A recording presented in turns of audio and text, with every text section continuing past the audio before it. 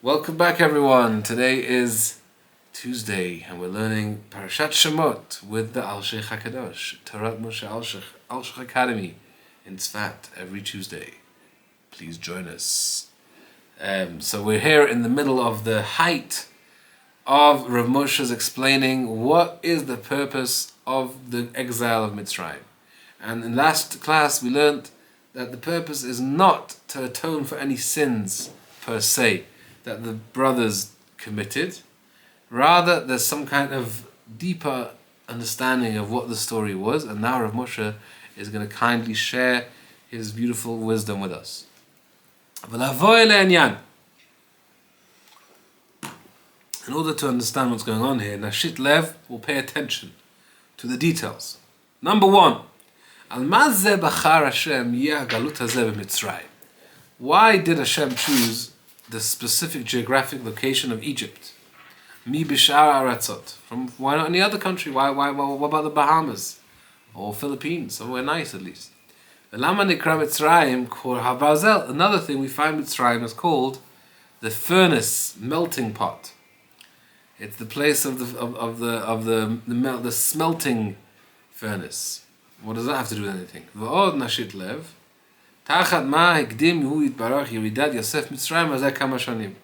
What is the spiritual reason that Yosef had to go to Mitzrayim a few years in advance? We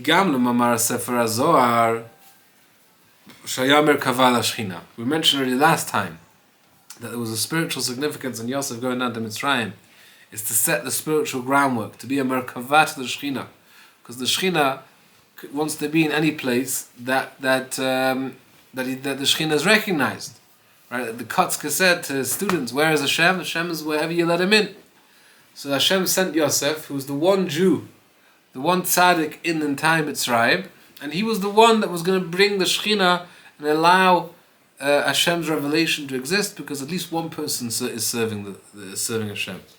But that's very nice, says Rav Moshe. However, why did he have to be there so many years in advance? He could have gone there a couple days in advance, a couple weeks in advance. He was there for 9 years. Well, really more than 9 years. He was there for 22 years before he came. He was only a king for 9 years before.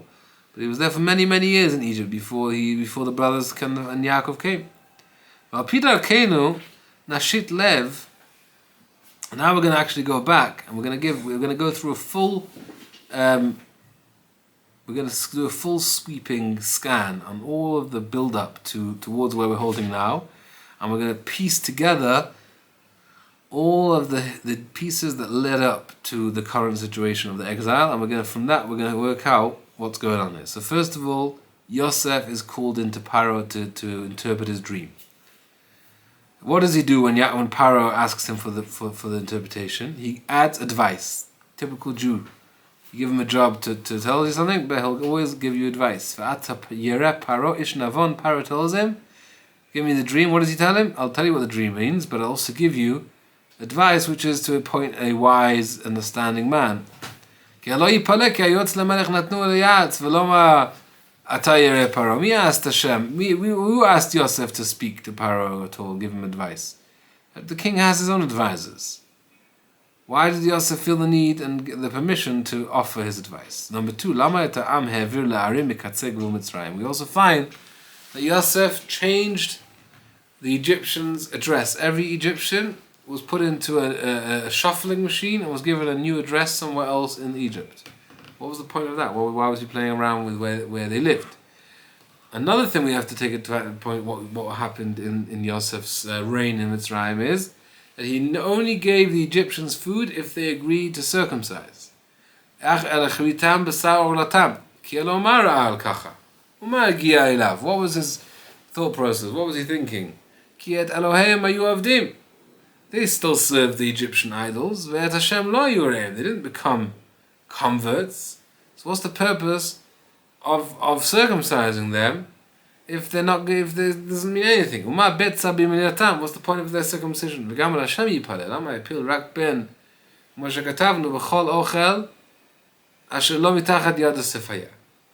Why did Hashem make all of the food that the Egyptians also gathered in the years of the plenty their food became spoiled.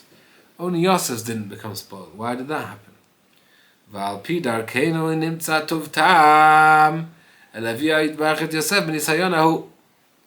now we're going to also understand, this is all a bunch of things leading up to one general approach. Why did Yosef have to go through the Nisayon with his mistress, with his master's wife, Potiphar's wife?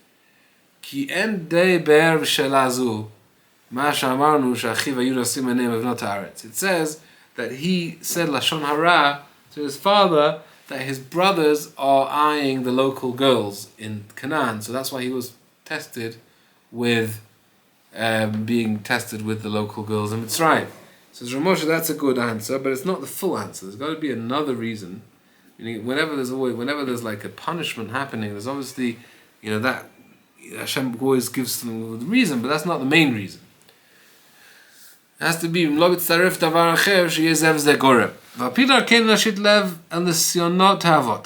we're also going to include in this explanation why all the avot had to go through terrible, painful lives, full of trials and tribulations. To travel and feel unstable all their whole lives. And besides the fact, the forefathers also were barren for many years. Avraham and Sarah couldn't have children until they were 100 years old. And Sarah Sarah was 90 years old. Another question we need to understand: why did Yaakov and Esav have to be born in the same pregnancy? Why did they have to be twins? Yaakov had to live as if with the snake in a small confined space. That's not a fun thing for Yaakov to have to go through. That's why the brothers were actually fighting in the womb, because they were such polar opposites and they don't get along. Why did Hashem cause Yaakov to suffer like that? Not only Yaakov suffered, Rivka suffered as well. How could have Hashem done it instead? Hashem could have made them born first Yaakov and then Esav, or first Esav and then Yaakov. They don't have to be born in the same womb. The question goes even deeper. Torah. Why did Esav come out of Rivka? When it came to Sarah, what did Hashem do? Hashem made sure that Yaakov marries a Hagar, who's a regular Egyptian maidservant, and the Rasha Ishmael came out of her. Why are we making now that the Rasha Esav should come out of Rivka? Why didn't Yitzchak get married to another maidservant, and then Esav should be married from that? Another thing that we'll explain here. Lama Yatzai Esav Admoni. The Midrash says, why was Esav red? While he was in his mother's womb, he drank all of the menstrual blood that his mother had inside, and that made him red. And this is obviously very strange midrashim that have to be explained. He will get to the point, says Ramosha. We're going to begin understanding all of these details and more about the whole story of the Jewish people's formation and Hashem running the world in order to reach the pinnacle of giving the Torah to the Jews. So the Gemara says, Davar tziva le'elef dor. The Torah was given, or supposed to be given, to the 1,000th generation. Shehaita atida linaten le'elef dor. After 1,000 generations of no Torah was supposed to be the Torah. El asher ra'a kadosh baruch hu shayu v'shayim. Hashem very soon noticed that the generations were wicked without the Torah. Natnala esrim v'shisha darot. He gave it after 26 generations. V'hatat kad, and the other 974 generations, Shatlan b'chol dor v'dor, he spread them out in all the other generations. V'hen hen azei panim shabadorot. They are the arrogant, lacking in bashfulness people of the generation, which are the people that don't have any respect for morals and purpose in life. And specifically it says at the end of days, the Gra Vilna says that the Erev Rav that are going to be plentiful and in power before Mashiach times, they are the last batch of these arrogant people that are going to come out before Mashiach comes. So now says Ramosha, why is that so? Why does Hashem wait for 1,000 years to give the Torah? Why can't He give the Torah straight away? It's a very serious question. What's this 1,000-year waiting time? Another question, says Ramosha, seemingly unrelated, but it's all going to connect. You have 600,000 people at Matan Torah. Ashemi Kulam, all of them, nobody was left out of this experience. What was the experience? To have such a clear level of prophecy, not only having prophecy, but also while being awake. We know how much preparation and meditation and stillness of the mind and sanctifying one's body and soul and overcoming many, many different things in order to be ready for Nevuah. And even then, maybe we'll zoicha to get Nevuah in the time of the prophecy. So suddenly here we have slaves that just got out of slavery, and now they've all got 600,000 people getting a high level of prophecy. What's going on? Kids, this is an unbelievable thing. There are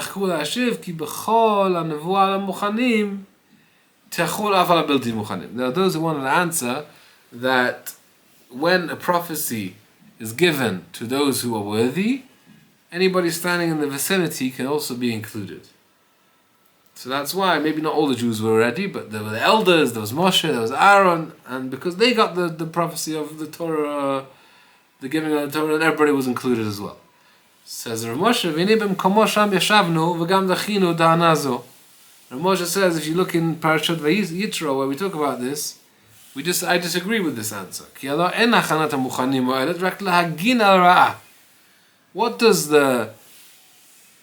When does it help to be next to or included in the prophecy of one who is worthy? That helps to protect from evil or to give bracha.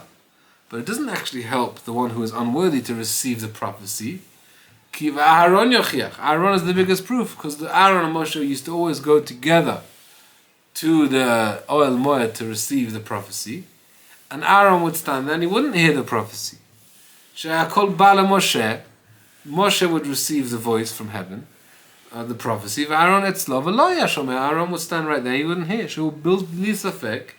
Why is that so? He wasn't ready. He didn't prepare himself. He wasn't able to get on that level of prophecy of Moshe. So now the question is, if you say that everybody just gets included in whoever's standing next to, so Aaron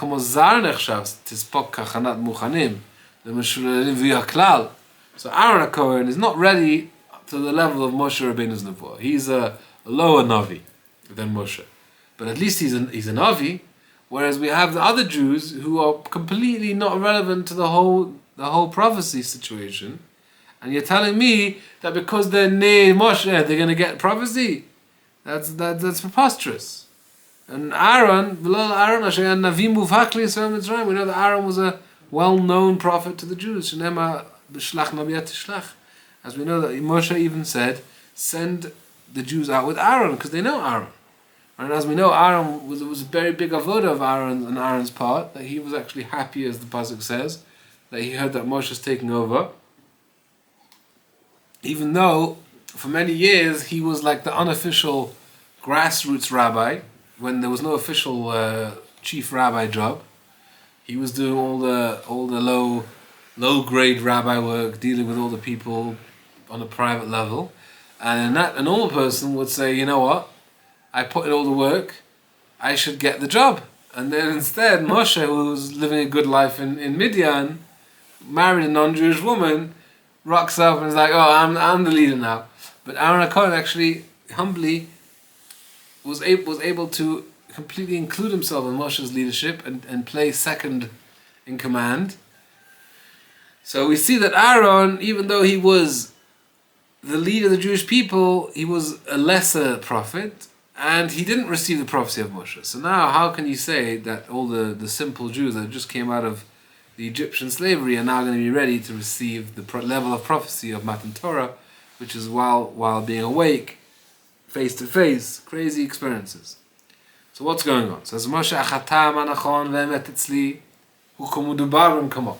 This is something Moshe says, I've mentioned elsewhere, and we've seen this actually in the past, that Moshe has a very powerful, all-encompassing approach to this whole thing. Ki al ki en tzorech hachanat la'adam hasig nevuah. The only reason we're not naturally inclined to receive prophecy from Hashem, mitzad zohamat nachash advekabo. Naturally, when we were created first by God in Gan Eden, when Adam Rishon had kotnot or with an aleph, we were naturally exposed to the radio waves of Nevuah.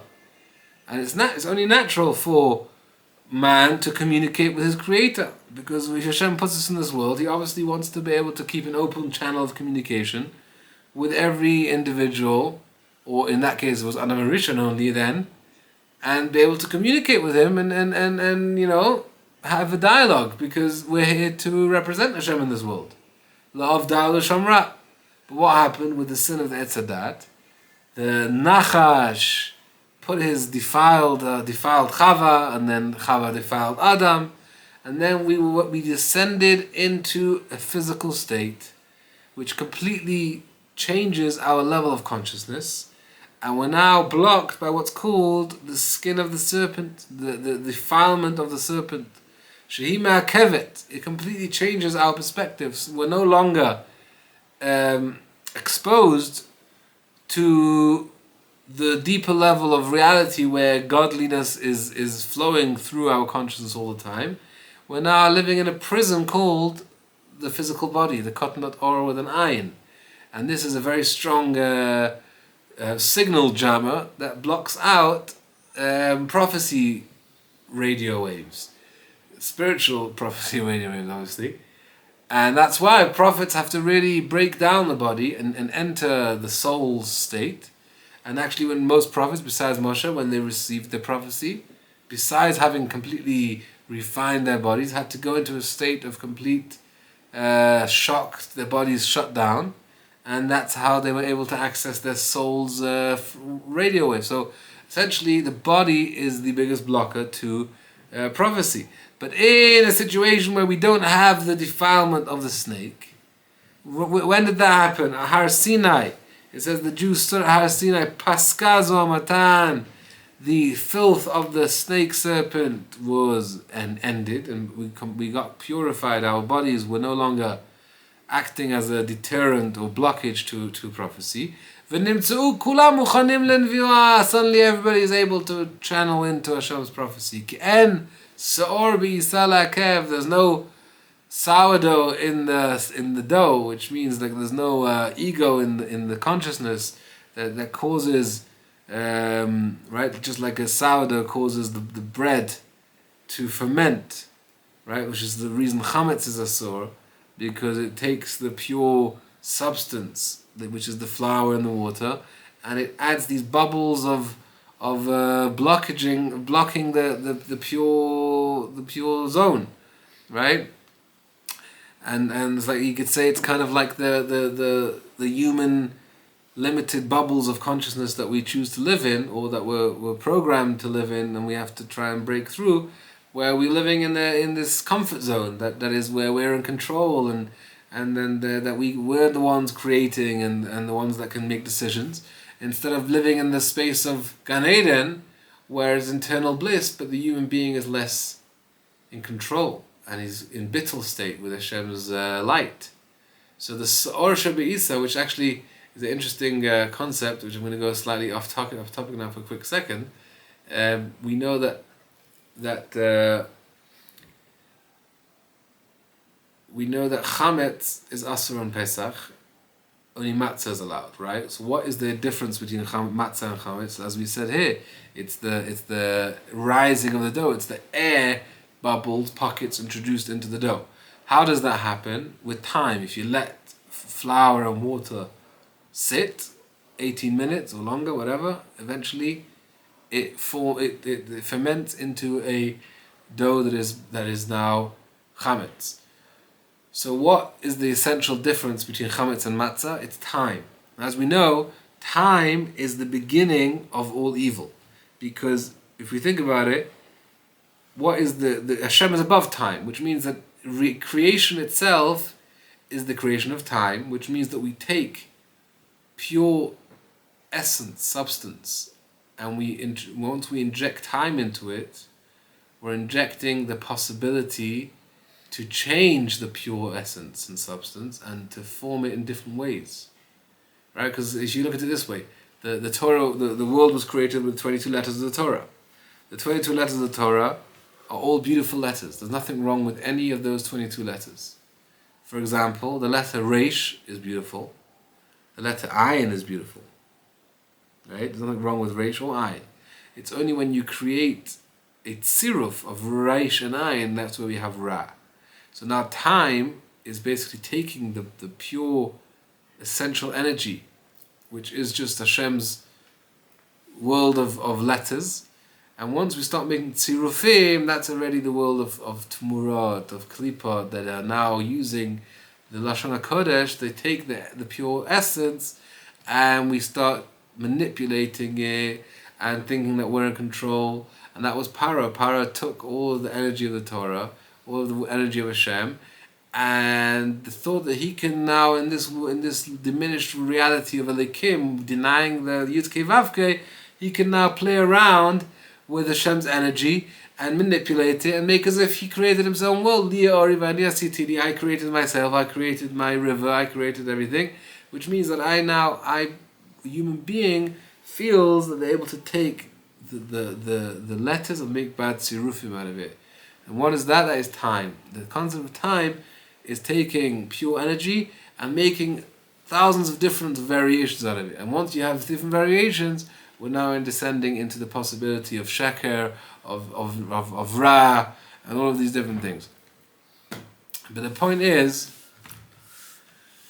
that, so the Yetzer Hara, going back to what Moshe is saying, that if we don't have the Sa'or Shebe'isa, then we're open to prophecy, because we're on the same frequency as Hashem. We're not creating a separate wavelength. We're continuing the revelation of creation, which is the simple, pure forward movement of Hashem's light, and we're not trying to distort it in any way. We're not trying to create anything out of it. So now when the Jews came to Har Sinai, we all became worthy of prophecy, and that's why it's not a question how all the Jews managed to receive the Torah on that level of prophecy. So now the question is, how did that actually happen? How did all the Jews, 600,000 Jews, actually get to the level of the purity of the snake's defilement completely leaving them? So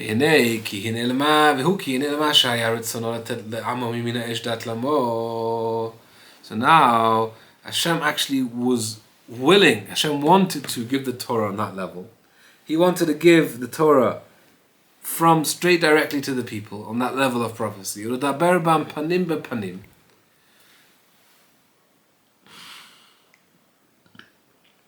order for the revelation to be face to face. And nobody should be able to say, I didn't receive the Torah, I wasn't there at the time, I don't know what you're talking about. And as the Midrash says in Shir HaShirim, that Anochi Hashem Elokecha, every word in Aseret Dibur went over to the Jewish people. And said Hashem Elokecha, Hashem's talking to you individually. And he said, do you accept me? Every word in every one of the commandments went to the Jews and Mekabelani ata alecha. Are you receiving me? Which means that the words of Hashem completely penetrated every individual Jew, and every Jew actually consciously opened themselves up to this new wisdom, right? And because as we know that the 10 Commandments was an upgrade and a deeper revelation of the 10 utterances which created the world, right? The 10 utterances is Maseh Bereshit, and the 10 Commandments is Maseh Merkavah, which is now where the Jewish people accepted upon themselves to be a Merkavah to Hashem. So Hashem really wanted every Jew to receive this energy. Hashem wanted every Jew individually to be able to be there at Matan Torah. So what did Hashem do? Hashem had to make sure that every Jew is able to be cleansed from the defilement of the snake. We have to make sure that the Nachash defilement is gone. So what does Hashem do? Hashem said, you know what? It's going to take 1,000 generations.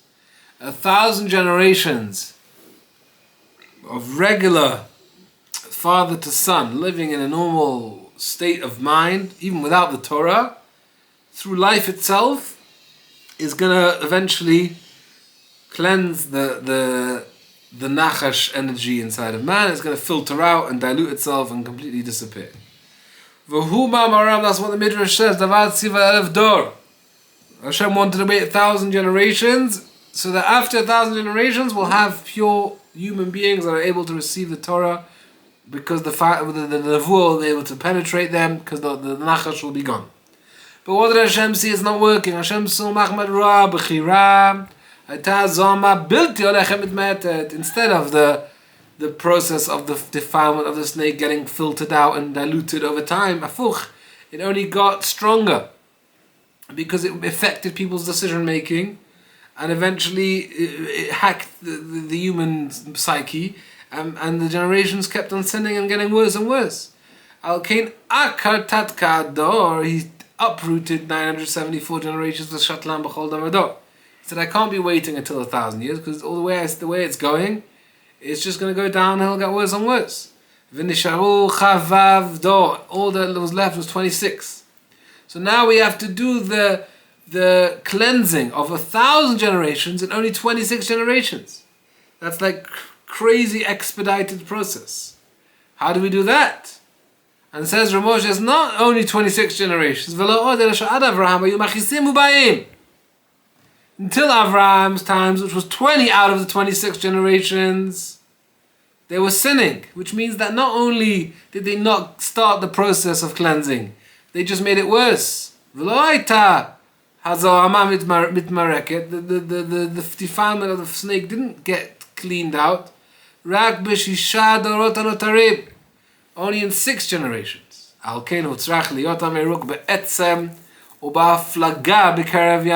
Rav Moshe, because we have a process that takes 1,000 years, taking place in 6,000 generations, taking place in 6 generations, suddenly we had to really take extreme, desperate measures because of the desperate times. The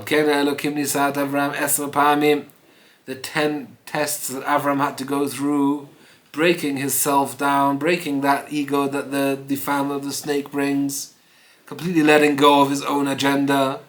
That already in itself broke down a great amount of the snake defilement that was in Avram. Because Yitzchak should be born with the minimal amount of defilement left in Avraham, that's why Hashem did a few things. First of all, he made sure that Avram would already be 100 years old. And as the Midrash says, Misha Butal Yitzra, Misha Butal Ta'avato, his evil inclination, his youthful desires have already left him. Misha Nitzrar Damo, Misha Nikshar Damo, his hot-blooded youthfulness is already gone. So therefore, when he's having this child, it's not going to come from a place of ego. It's going to come not from a place of self-centeredness and self-gratification. As we know, like we says that how many people? 4 people never sinned, and they shouldn't have died. They only died because of the sin of the Nachash, which means Tosfot explains that because they're parents, it's impossible for humans to conceive children without personal desire involved, which that makes the children have to die, because that gives the little bit of nachash involved in the child. Even though he's able to not sin, his body is coming from a place of self-centeredness. So even though Avram that's why Avram had to be 100 years old, where he's completely not in it for himself, But still, obviously, there's a little bit of humanness left, but the least possible. Now, not only Avram was 100 years old, Sarah was also 90 years old. And a 90-year-old woman is also past the stage of youthful pleasure seeking. Not only that, Bisman Klot Hanidot, it was the end of her menstrual cycle. She entered menopause many years ago. As we know, spiritually, the menstrual cycle comes from the defilement of the snake. Even though we know that Sarah started a cycle again when she had her child, when the Malachim came and she couldn't serve the bread, it wasn't just regular natural menstrual blood, it was spiritual, it was a nest type of blood, and therefore that wasn't going to defile Yitzchak. Sheinit, another thing that was made sure that we get rid of a lot of the dirt before Yitzchak gets involved. Yishmael was the first of Avram's children in order to get rid of a lot of the garbage into Yishmael.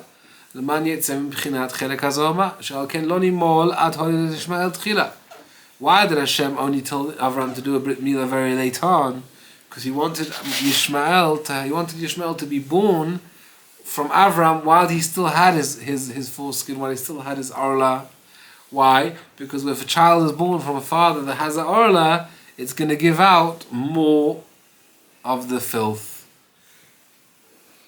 Kasher Achshov, this is what Moshe said, this is how I explain when the rabbis say, Shaloni Yimol Avraham, Kodem Leidat Yishmael. What does the Medrash say? Why? This is very seemingly hard to understand Midrash. Why did Avram wait to have his Brit after Ishmael was born? So Yitzchak can be born from a holy seed. What's it got to do with each other? So that's what he's saying. That Avram has inside of him a certain amount of defiled filth that needs to get out, and the more will go out in Yishmael, the less Yitzchak will get. So therefore, Yishmael was born before he got rid of it.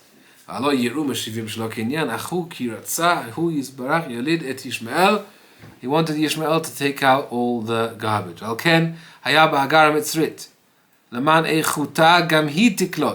As we know, Hagar was a Mitzri, daughter of Pharaoh, and therefore she was also connected to the Nachash, so she was naturally attracted to that type of energy, and she'll make sure to get out as much as she can get out of Avram, which is each type, every type attracts its own type. However, before he had Yitzchak, he had Brit. What now? He has a holy reproductive organ. Timshach ikara zera mibchinat hakdusha. So now Yitzchak will be born mainly from the kedusha. That's why we have Yitzchak now gone through the whole process of being born. After all of these rectifications, we have a very holy baby, the first Jewish baby being born, with the least possible zuhama possible to clean in one generation. So this again, we're talking about Avram, cleaned an immense amount of filth that was supposed to happen over over hundreds of generations. So now we're going into Yitzchak's life. So Yitzchak was also supposed to get rid of his filth that was left in him. He was supposed to marry a maidservant and get rid of some of his filth in a child that was going to come equivalent to Yishmael. But why didn't he do that? Ela shehaya olat mima, because he was sacrificed as a sacrifice on the Mizbeach, he wasn't able to marry a non-Jewish maidservant. So therefore, he had to have twins. He couldn't have Yaakov and Esav born in separate pregnancies. Why? So we're saying if he would have married a maidservant, then he would have put out all the tumah into the maidservant's child. But because they're both coming from Rivka, then there wouldn't be a difference between the first and the second child. They both have equal mixes of good and bad. So Yaakov and Esav had to be born during one conception, and then now Yaakov and Esav are basically one person, and each of them is the other half of the person, the bipolar of the other half of the Jew. So Esav was the animal soul of the Jew, and Yaakov was the godly soul. And that's how, through one pregnancy, Esav took all the negative, and Yaakov took all the positive. And that's why, as we said in the Midrash, that he drank all of the menstrual blood. What does that mean? What does that mean spiritually? Says Ramoshe, Ki kalat kol bechinot hazoama. He completely sucked up and introduced into himself all of the filth of the Nida blood, which is connected to the Nachash. Al ken yatsa Esav ish sa'ir, Yaakov ish chalak. That's why he came out hairy, which is connected to Shaidan, which is like connected to the Seirim Yeraktusham, the Chitzonim, the Sitra Achra is referred to as goats, which is hairy, like Ish Seyar. The Yaakov Ish Chalak, because Chalak, says the Midrash, is connected to Chelak Hashem Amoy, smooth and part of Hashem's inheritance. Al Ken Yatzam Yaakov Kulo Zera Emet. Already from Yaakov, because of the two generations of Avram and Yitzchak, and Esav taking all the bad, Yaakov himself already was completely pure, that all of his children were already completely holy tzaddikim. But, says Ramoshi, you should know that even though all of the 12 Shvatim were holy, that was actually a chiddush. Yaakov, as we saw last week, Yaakov wasn't completely sure that they were all holy, but they all said Shema Yisrael, they're all 12, the 12 angels of the chariot, they're all holy, they're all under the same God. But that's only regarding Yaakov's children. Once we go into the next generation, the dormant filth that was dormant for one generation because they were holy, now starts to come out again. And even though it was only a little bit left, it was enough to overcome these people. Because the Avot, they were very special neshamas. The Avot were connected to the worlds of Atzilos, they were very high souls. They were able to deal with all of this very strong zama, very strong filth that they had to overcome, and they were up for the task. And they got rid of most of it. But even what was left was too much for the third generation to work on themselves. So now, because they're not able to be given the choice and the ability to do the avodah on the high level of the avod, now the process had to happen through the furnace. Introduce Kor HaBarzel. What's Kor HaBarzel? The melting pot. What does a melting pot do? It separates the precious metals from the impurities, and that's exactly what Mitzrayim was going to serve as. In Akora Zehu Mitzrayim. Mitzrayim is actually called the melting pot in the Navi. What does that mean? Mitzrayim is the strongest defiled place in the world. Ki al ken nikrat ervat haaretz. It's known as ervat haaretz. The Midrash says it's the place of the opposite of kedusha, which is the midah yisod of the kedusha. Mitzrayim is the ervat haaretz. V'hu lumat Eretz Yisrael, which is the complete antithesis to Eretz Yisrael. V'shiura arbe mot parsa. Parsa has the same size of 400 parsa by 400 parsa, which is the spiritual size of Eretz Yisrael and the spiritual size of Mitzrayim. Ki zeh lumat zeh asa Elokim. Hashem made Mitzrayim to be an equal power in the other side of things as Eretz Yisrael. Ki hituch keseh b'toch kor. Just like silver is put into a furnace. Ken achshava shekaranam. And this is what I'm explaining to you happened to the Jewish people. Ki kasher chagav rabam chalat hazoama. So now, because they're in Mitzrayim, they're in this place of intense tumah. So now, the Jewish people are being pulled into Mitzrayim energy. Mashchatam tumat Mitzrayim kesigim bechor. So now, because Mitzrayim is so filthy with anti-God energy, that the Jewish people were being pulled into that energy. And now the children that were being born, some of the children were impurities, and some of them were precious metals. So Mitzrayim had the ability, because it was that place of tumah, it had the ability to bring out the tumah in the Jewish people. And now we have a situation where it's slowly through the journey of the people and the experiences they went through, they were forced to break down their physical selves with all of this work, with all of the children they were having. And that's why it says that they had children like we said before, they had children like shratzim, like insects and creepy crawlies, because they had so many children in order for most of them to actually be waste product, for most of them to actually go down the drain, so to speak.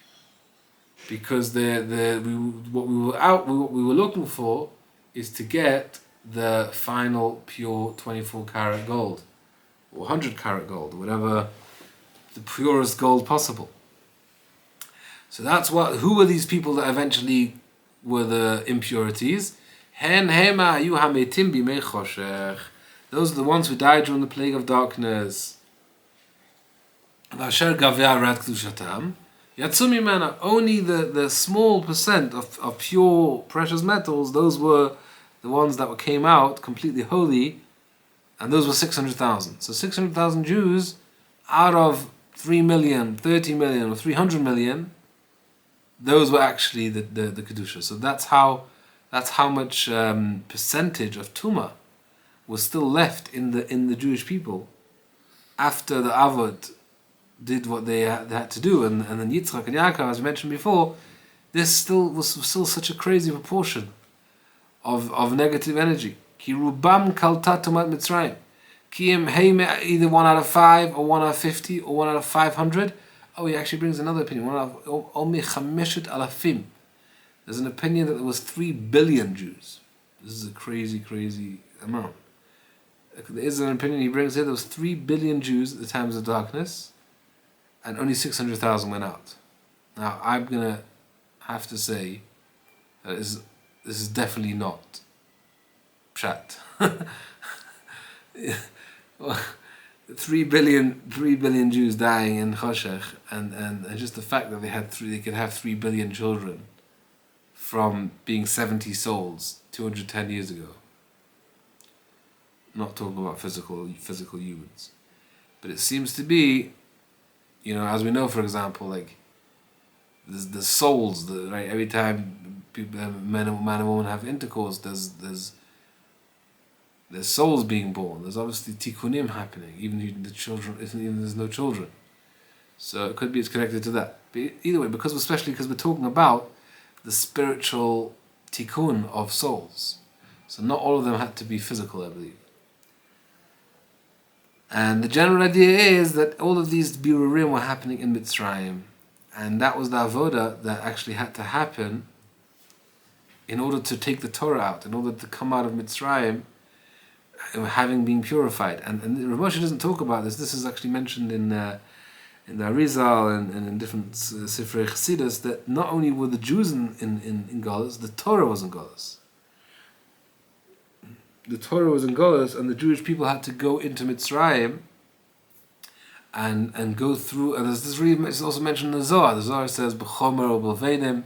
Mentioned in the Midrash that chomer is kal v'chomer, b'libon halacha.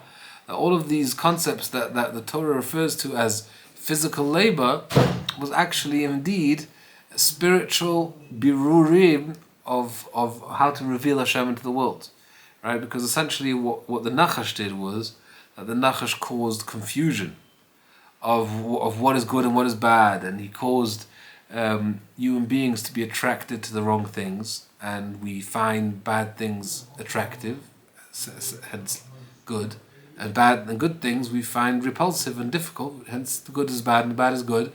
And the birurim that were happening in Mitzrayim, the chomer of Levenim, it was kasha, kal v'chomer, braita, all these things which are different ways of verifying the halacha. Says in the Zohar that in the different Sfarim that these were actually methods of clarifying in the world and doing the birurim inside of the souls, and in the Torah itself, because it says that the Torah itself fell into galus, which essentially means, Rabbi Tzadok al-Kohen talks about this in a few places, that whenever Hashem sends a new revelation of Torah into the world, it first falls into galus, into the Goyim's hands, and then we have to kind of take it out. So he says this very interesting pattern.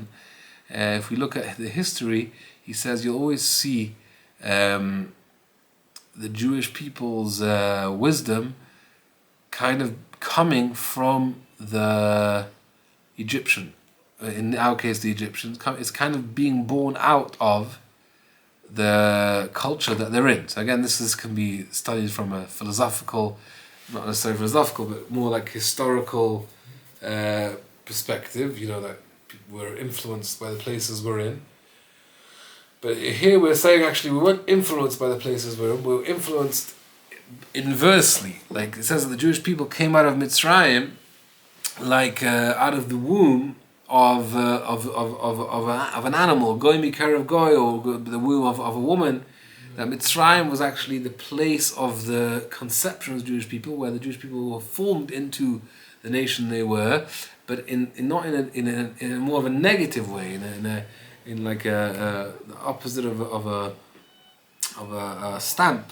The form is coming from going the other way around from the shape of the Egyptians. So that's why we find lots of places like Masei Eretz Mitzrayim don't do like the Egyptians. And lots of the Rambam actually, a lot of the reasons, the mitzvahs he brings in Moreh Nevuchim are connected to not to do what the Egyptians did. And Rabbi Tzadok always likes to connect the Rambam to Pnimiyus Torah, in some level at least, and he's saying that that's really what the Rambam is saying, is that with the Torah has obviously higher roots, but it fell into Egyptian power. And what did the Paro do? Paro took Torah Shebechsav, which is the concept of prophecy, the concept of connecting to the hierarchy of powers, and Paro took it and manipulated it and broke down the letters of the Torah. As mentioned before, the letters of the Torah have strong powers, and they were in touch with this. The kishuv and sorcery is using godly energy and manipulating it. So they have access to as Arizal says, that Paro had access to 48 out of the 120 combinations of Hashem Elokim, of the letter of the name Elokim, and Paro had 40. The last two, the Yud and the Mem of Elokim. And Paro used those for his own. He was able to exploit that. So this is again connecting to the power of prophecy of godly energy, and manipulating it. And that's really where, for example, Rabbi Tzadok says also regarding other galas Yava, and we have in Chanukah now, and different generations, that the Jewish thought was influenced by the local power of way of thinking at the time. Because essentially the way of thinking was brought down into the world, fell into Gullahs, and then we have to go into Gullahs to now kind of learn how not to be, or to do the birurim of what yeah and what not, and then we're able to clarify to ourselves and do the birurim for the neshamas and for the olamas to come out with the Torah. But Rav Moshe is more focusing on the people that were able to receive the Torah, and the Egyptian exile was specifically the process of refining the souls. Okay, so that's why we're coming now to leaving Egypt. And once we left Egypt, there was 50 days. Oh, what were these 50 days? Again, going back to the Nida thing. That Nida is representing the impurity of the Nachash. And now when they left Egypt, the Jewish people counted 7 weeks instead of 7 days. As the Zohar says in PARSHAT Emor, the counting of the Omer is the purification of the Nida, that were in order to go to Mikvah on Shavuos night and be able to have the Torah. And once we came to Har Sinai, ki az paska zo matan, the defilement of the steak was completely cleansed. Vehen zot haytam marat Yaakov Avinu. So now comes Rav Moshe and explains the following: we have to go into Mitzrayim, and this is a very, very dangerous journey, which is why we said before that the cow didn't want to go. What was the mashal? The mashal is Yaakov is supposed to go down to Mitzrayim. He doesn't want to go. Hashem was going to have to force him to go down in chains. Why is Yaakov refusing Hashem's plan? Hashem has a plan. Hashem obviously knows what is good. Hashem knows what's good. Hashem knows that it's good for the Jews to be in Mitzrayim. Why is Yaakov refusing orders? But because he knew that the entire process of going into Mitzrayim precisely happens through the overpowering strength of the Mitzri Tumah. And that's actually what's going to pull out the Tumah from the Jews. But that's a very dangerous game, because once we go down that road, we could actually be pulled in. How can the Jewish people know for sure that we're going to go into the lion's den and come out alive? That makes no sense. Right? And that's the danger of every Yerida Tzarech Aliyah. You have to go into a descent to get to an ascent, but it's very dangerous, because you have to go into the descent for real. And then you need Siyata D'Shmaya and a lot of emunah and connection to Hashem and tzaddikim to come out. That's why Hashem promised Yaakov, I'm going to go down with you. Al tira meredam Mitzrayim, ki anochi ered imcha. I'm going to go down with you. Ki yifticha b'yat hashchina yoredet itam. That the Shechina will be there to give them a special protection. Ki yitarachef aleim v'lo yatzer koach sa Mitzrayim v'starer aleim. The energy of Mitzrayim won't actually be given full force to take over the Jewish people completely. So now, what Hashem do? Hashem sent Yosef down to Egypt. How many years before? 22. What's 22? The gematria of Chita, which is 22 letters of the Torah. Right? Yosef was the one who took the Chita, took all the wheat of the Mitzrayim, and he prepared it for the years of hunger. And now that was the main point that Yosef, we're going to get to in a minute, that Yosef actually provided this spiritual food that didn't come from Mitzrayim for Yaakov. But before we get to that, he says as follows: the Hashem made sure that the Jewish people don't get fully sucked in, even though they were mamish goy bekerev goy. The Jews were so sucked into Mitzrayim that it was almost undistinguishable between the Jews and the Egyptians. Right? But what was the main qualities that they didn't fall into? 3 things, already 4 things. They didn't change their clothes, they didn't change their language, they didn't change their names. And then it also says that the women were kept safe. They didn't sleep with Egyptian men. Besides one, as we saw in the PARSHAT this week, that she was raped by this Mitzri that Moshe eventually killed.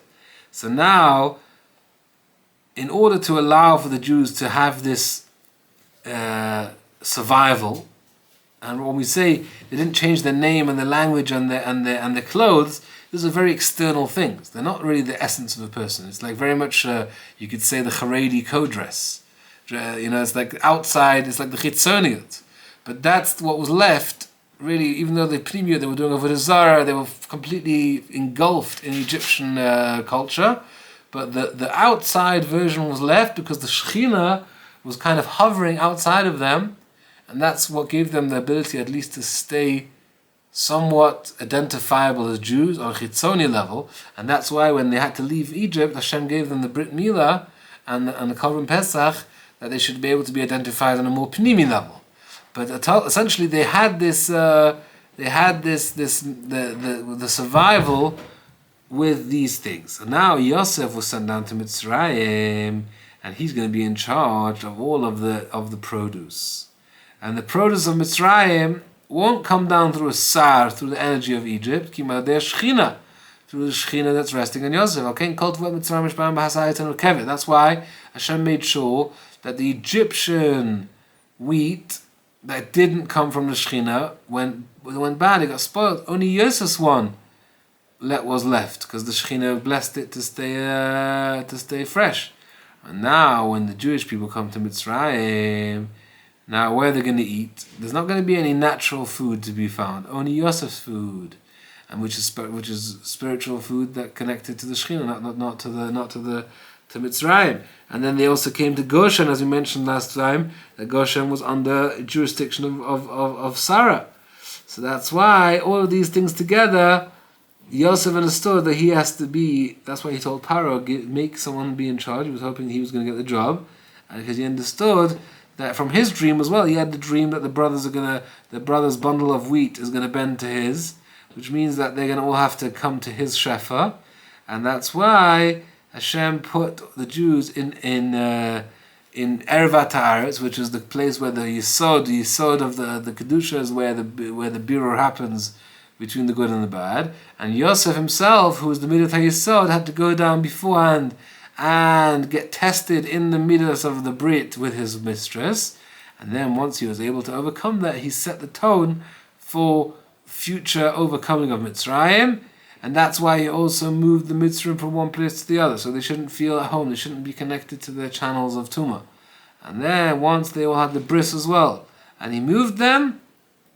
And that's why he was able to have the Yidden come over and be holy and not be fed from Mitzri blood, Mitzri food, and be kept holy with the sexual immorality. And that's why they got the Korban Pesach, which was also Mesirat Nefesh, etc., etc. So Rav Moshe is basically saying, we're going to finish off with this, that the Mitzrayim was a very important process that took out the negatives in the Jewish people, and those are the ones that were killed in Choshech, or the ones that were thrown into the river, or the ones that were slaughtered in Paro's bloodbath, or the ones that were put into the walls, etc. As Moshe Hashem told Moshe, take them out and you'll see what's going to happen. So these were actually very negative souls that had to go through this process of purification. And then, only then, we were able to get out of Mitzrayim pure and holy and receive the Torah of Rabbi Hashem, which was zochah through those weeks of Shavavim, of SHMOT, Rabbi Shalom Tangy, to go through whatever you need to go through and be able to have clarity of what's good and what's bad. I mean, metakin the Brit and go out of Mitzrayim and go out of Galut, Behervi, Amen, and receive the Torah. Thank you, Hashem.